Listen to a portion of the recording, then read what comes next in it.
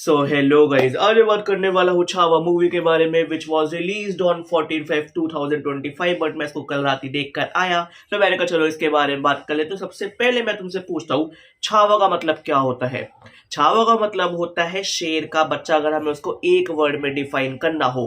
और जो ये अपनी छावा मूवी है, ये छत्रपति शिवाजी महाराज जी के बड़े बेटे यानी छत्रपति संभाजी महाराज जी के ऊपर है। मूवी स्टार्ट होती है औरंगजेब से, और जिनको औरंगजेब के बारे में नहीं पता मैं शॉर्ट में बता देता हूँ। जो अपने मुगल थे, उन्होंने अपने हिंदुस्तान पे 1200 साल राज किया था, एक के बाद एक, कभी शाहजहां, कभी अकबर, कभी कोई। बट ऐसा कहा जाता है औरंगजेब अपने मुगल एम्पायर का लास्ट पूरा ऐसे वो राजा था जिसने ऑलमोस्ट हर किसी कंट्री, हर मतलब पूरी इंडिया पे उसने अच्छे से राज करा था। तो back to the story, Aurangzeb को पता चलता है जो उसका सबसे खतरनाक दुश्मन है, मतलब जिसको आज तक औरंगजेब हरा ही नहीं पाया, वो है अपने छत्रपति शिवाजी महाराज जी, और उनका हो चुका है देहांत। अब यहाँ पे औरंगजेब के दिमाग में आता है कि यही मेरी सबसे अच्छी अपॉर्चुनिटी है कि जो वो पूरा जो मराठा अंपायर है जिसको मैं आज तक नहीं हरा पाया, तो अब मैं उस पर करने वाला हूँ हमला। जबकि उसको ये नहीं पता होता कि भाई ऑलरेडी छत्रपति संभाजी महाराज जी तैयार है। इसलिए औरंगजेब अब रणनीति बनाता है कि भाई मैं मराठा के एक एक पूरी जगह पे हमला करूंगा और फिर ये पूरी दुनिया हो जाएगी अपने मुगल के साम्राज्य के अंदर। देखो, हर साम्राज्य की ना एक रीढ़ की हड्डी होती है, उसका एक ऐसा शहर जो बहुत ज्यादा सुंदर होता है, बहुत ज्यादा ताकतवर होता है, और जो पूरे उस एक शहर पे जो पूरे से राज कर रहा होता है वो भी बहुत ज्यादा बलशाली होता है। फिर एंट्री होती है अपने छत्रपति संभाजी महाराज जी की, एंड भाई वो सीधा उसी रीढ़ की हड्डी पे हमला करते हैं, उसको हराते हैं। भाई वो स्टार्टिंग में आ जाता है अपना वो शेर वाला सीन। पर्सनली मुझे लगा था कि वो शेर का सीन थोड़ा लंबा होगा। मुझे ऐसा लगा कि भाई जो पूरा उसका वो सीन था ना, वो बहुत शॉर्ट, क्रिस्प एंड ब्रीफ में दिखाया कि हाँ ऐसे ऐसे हुआ। फिर ना मारते हुए दिखाया, ना इस पे ऐसे पैर रख के कहते हुए दिखाया जय भवानी, वो थोड़ा मुझे थोड़ा कट शॉट दिखाया। फिर उसके बाद दिखाते हैं कि भाई जो वहां का राजा होता है उसको वो साड़ी पहना के भेज देते हैं अपने औरंगजेब के पास, और फिर पीछे संभाजी महाराज जी कहते हैं जाओ उसको बोल के आ जा, हम छत्रपति है, छत्रपति शिवाजी महाराज जी का मैं बेटा हूँ, छत्रपति संभाजी महाराज जी जय भवानी। और भाई विक्की कौशल का जो वो जोश, वो जो आंख हो, जो उसकी आंखें बातें कर रही होती है ना।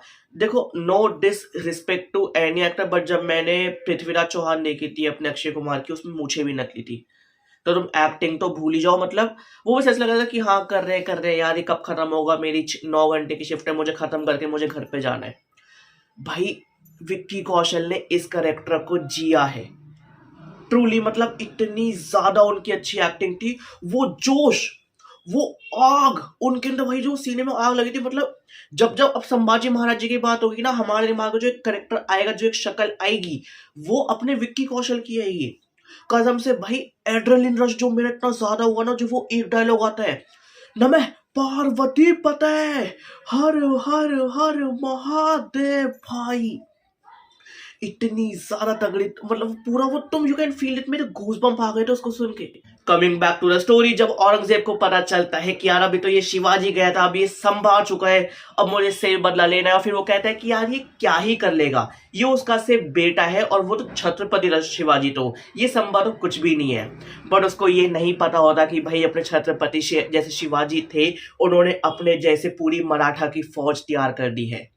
छत्रपति शिवाजी सिर्फ एक इंसान नहीं थे, वो एक सोच थी, जो सोच हर मराठा के अंदर दौड़ रही है। उसके बाद दिखाते हैं औरंगजेब दिमाग लगाता है कि अब मुझे संभा को एक तरफ से नहीं, मुझे इसको चारों तरफ से पकड़ना है, इसका पूरा जो मराठा अंपायर है उसको मुझे खत्म करना है। और यहाँ पे औरंगजेब के पास एक बहुत ज्यादा प्लस पॉइंट था कि जो अपने संभाजी महाराज जी थे, इनके पास सिर्फ 25,000 की फौज थी, वही जो अपना औरंगजेब के था उसके पास 8 लाख की फौज थी, उसके पास 50,000 हाथी थे, उसके पास 35,000 या 40,000 तो घोड़े थे, तो वो इजिली इनको खत्म कर सकता रहा। उसके बाद भी भाई आखिरी दम तक संभाजी महाराज जी ने औरंगजेब की नाक में दम करके रखा भाई, जिसकी वजह से औरंगजेब ने अपना ताज पहनना छोड़ दिया था। उसने कहा था मैं ये ताज तभी पहनूंगा जब मैं संभा और पूरे मराठा अंपायर का सर्वनाश कर दूंगा। और उसको ये चीज क्या पता थी कि भाई वो अपना ताज वो आखिरी बार पहन रहा है, क्योंकि आगे जाके जब एंड में दिखाते हैं जो अपने छत्रपति संभाजी महाराज जी के साले होते हैं वो मिल जाते हैं औरंगजेब के साथ, तो जहाँ पे अपने छत्रपति संभाजी महाराज जी होते हैं वहां पे पूरी अपनी औरंगजेब की फौज पहुंच जाती है रात को। जहाँ पे ना ही अपने संभाजी महाराज जी तैयार है, ना ही उनके पास उनकी इतनी फोर्स होती है। तब वो उनको पकड़ते हैं, फिर उसके बाद उनके वहाँ पे बाकी सारे लोगों को मार देते हैं।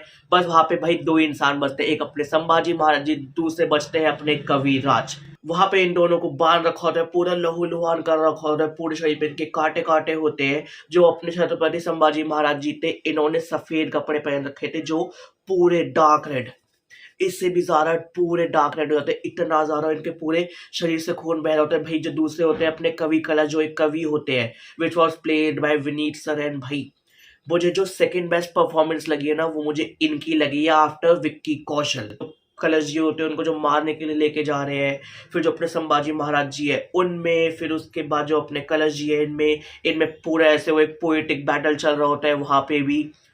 वो सुन के इतने ज़्यादा इमोशनल सीन आ रहा था, मतलब that was a peak for me, जब मैं रोया था।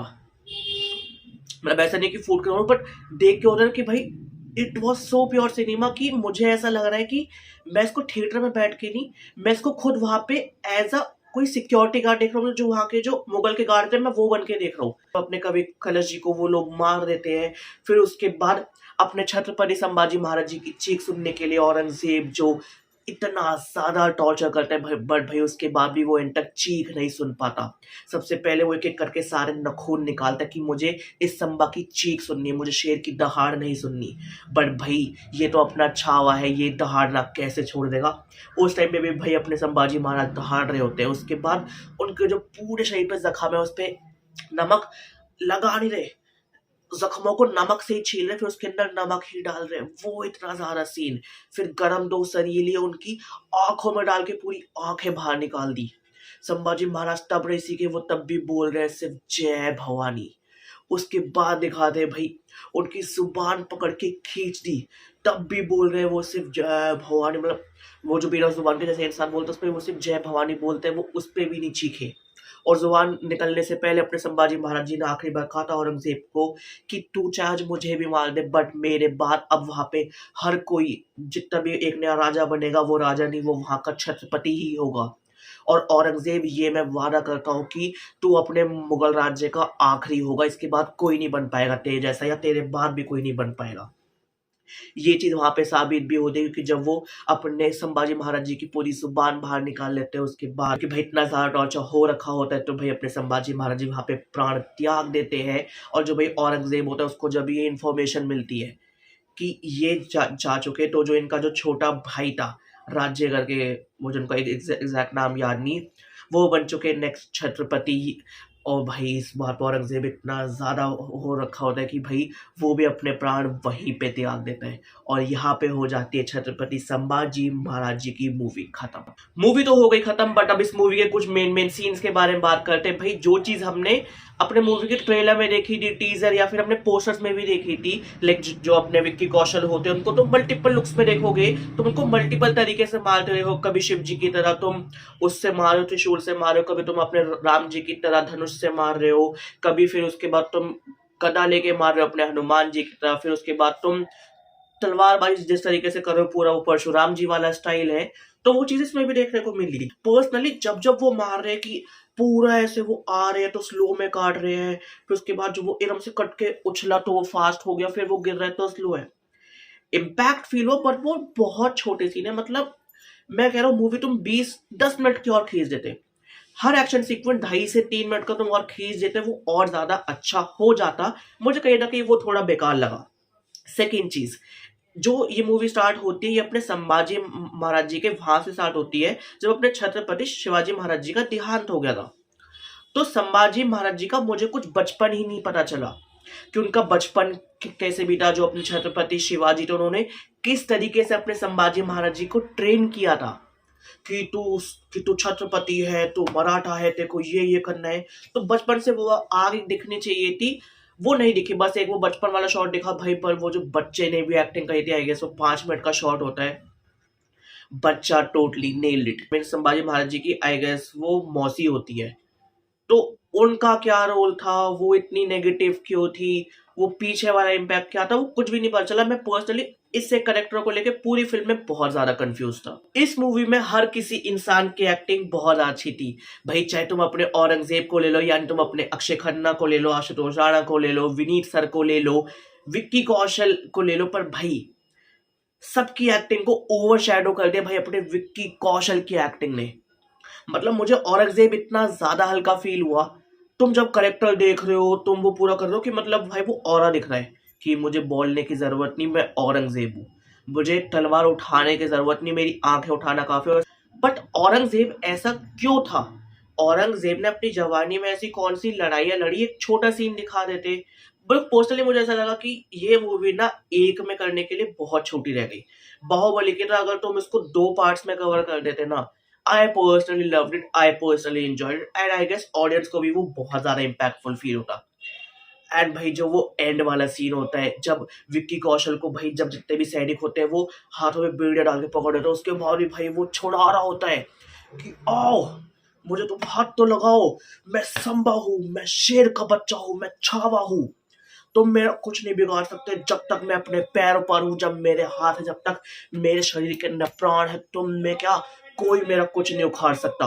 वो चीज उनकी एक्टिंग में दिखती है। नेक्स्ट चीज जो मुझे बहुत ज्यादा अच्छी लगी कि भाई जो पूरा उनका वो क्राउड वर्क था, जब अपने छत्रपति संभाजी महाराज पूरे एक ऐसे उस गोल वाले बैठक में होते हैं जहाँ पे जो बाकी के लाइक तुम कह सकते हो ना कि जो एक एक राज्य के जो हेड थे वो वहां पे आ रखे होते हैं, उन सबके अंदर जब वो एड्रेनलिन रश उनको मोटिवेट कर होते हैं अपने संभाजी महाराज जी, तो उसी जगह पे सेम रात को अगले दिन ही पूरे मुगल के लोग आ रखे हैं, एंड उसको तुमने इतनी दूर से वाइड एंगल शॉट ले रखा है कि वो पूरा भरा हुआ है। आशुतोष राणा सर जब जब स्क्रीन पे आए वो स्क्रीन को खा गए, बहुत अच्छी एक्टिंग करी, बट मुझे ऐसा लगा कि आशुतोष राणा सर को उन्होंने कुछ अंडर यूटिलाइज किया। दूसरी साइड अगर मैं बात करूं रश्मिका मंदाना की, भाई उन्होंने फिर से एक वाइफ वाला रोल किया है।